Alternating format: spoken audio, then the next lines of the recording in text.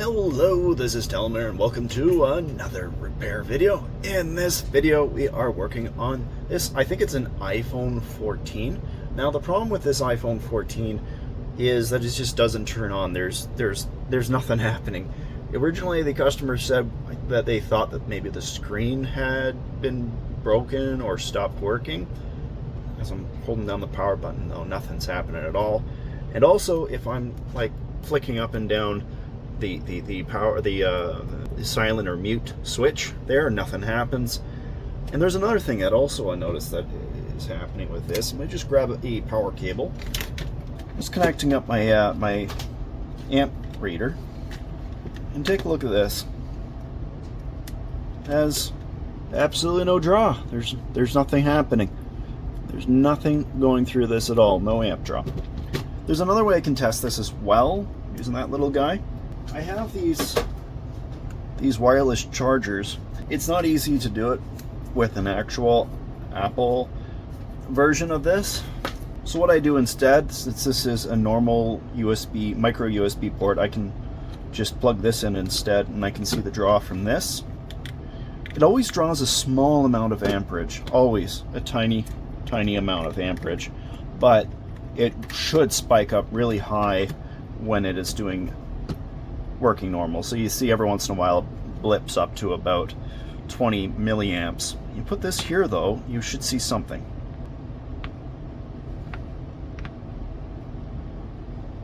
There we go. It's gone up to 78, 80 milliamp, 800, excuse me, 800 milliamps. It's bouncing around there. There's nothing on screen showing up though, which is troubling. So what I'm going to do is I'm just going to let it sit for a little while and just see if anything changes here. Maybe the battery's gone very flat, so maybe there's an issue with the charge port.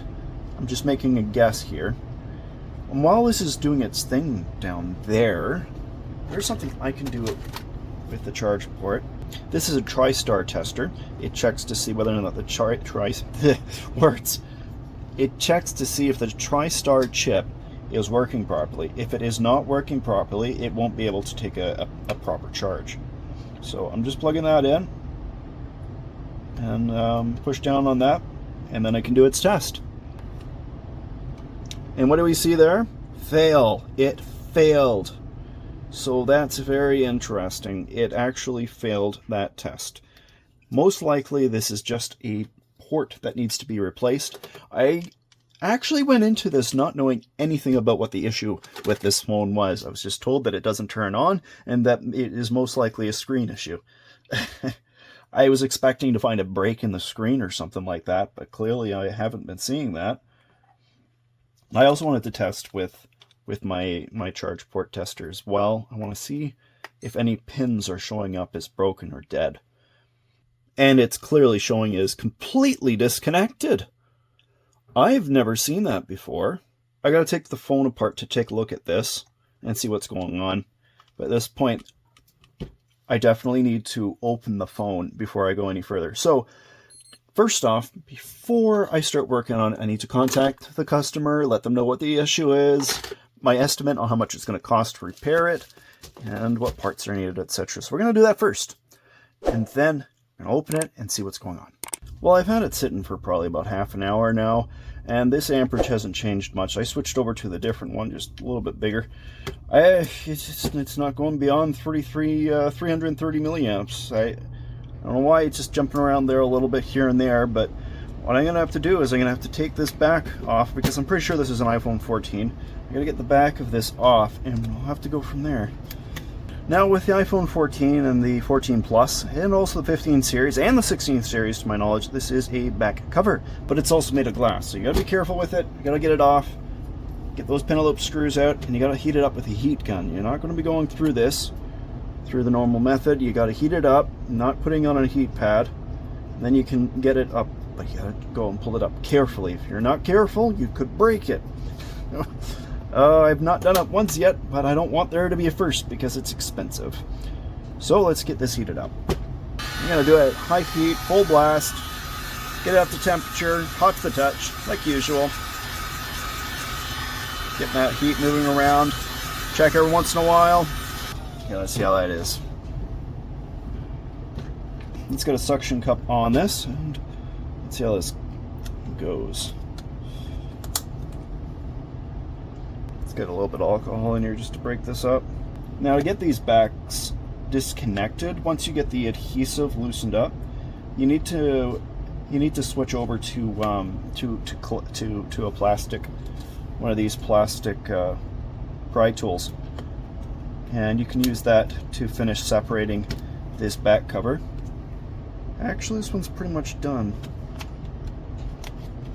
There's a little bit of adhesive left over. But yeah, you go in, there's a metal plate around the back, and you gotta go in and you put it in far and deep, and then you just twist. And it just pops any of those clips that are still holding it in place. Pretty straightforward. Now, there is a ribbon cable on this side, so it's gonna open like this. And that ribbon cable is for the wireless charger. Go. So far, just from a general inspection, everything looks fine. It doesn't smell fine though. It smells burnt. Something doesn't smell right in here. Yeah, that's a peculiar smell. Very peculiar smell.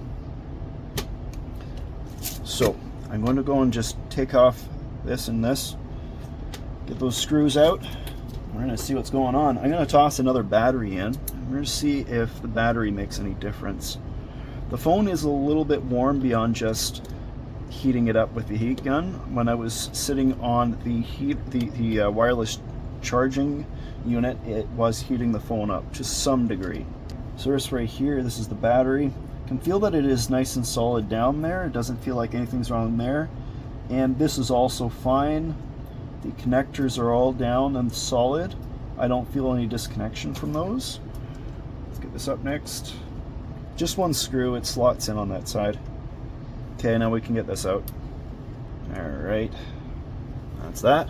Side. Now what's going on?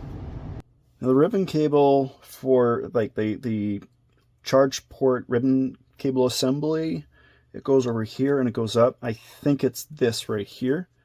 I'm just going to pull it up and take a gander at it. Looks fine. I'm pretty sure that's it. Just plug it back in. You know what? Unplug the battery. It's stuck down with some adhesive right in the center of that cable. I don't know why they do that, but they do. Next, I don't think this is going to make any difference, but I'm going to try my charge port tester again.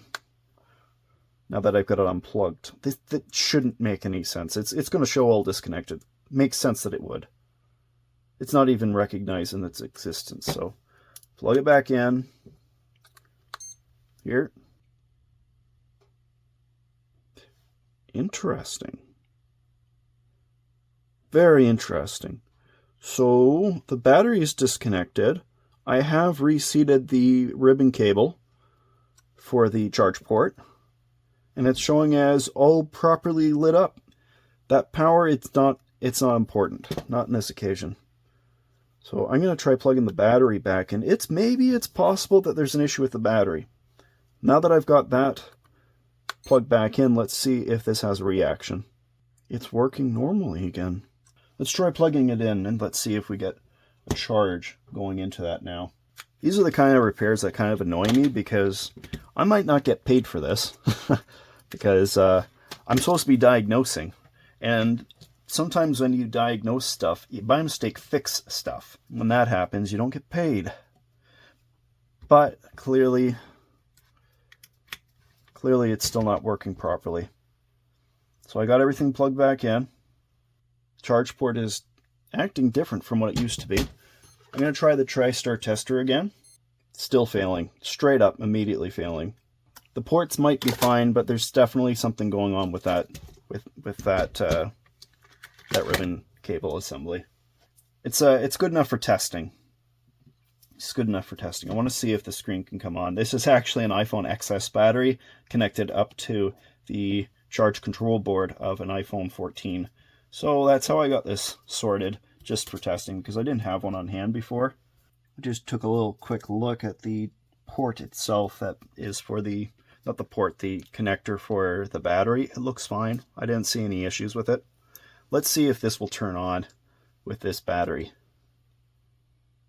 I think there's some charge in this battery. I think. Okay, so it does. With a different battery, it is turning on. I'm just going to let it fully boot. Let's just see what happens. 1% battery. Oh ho! That battery is low. Okay, so at this point, I doubt this is going to work, but I'm going to try plugging this phone in and seeing if it gets a little bit of a charge going now that I've changed the battery over to a different battery. Make sure that the connector is still in. It is.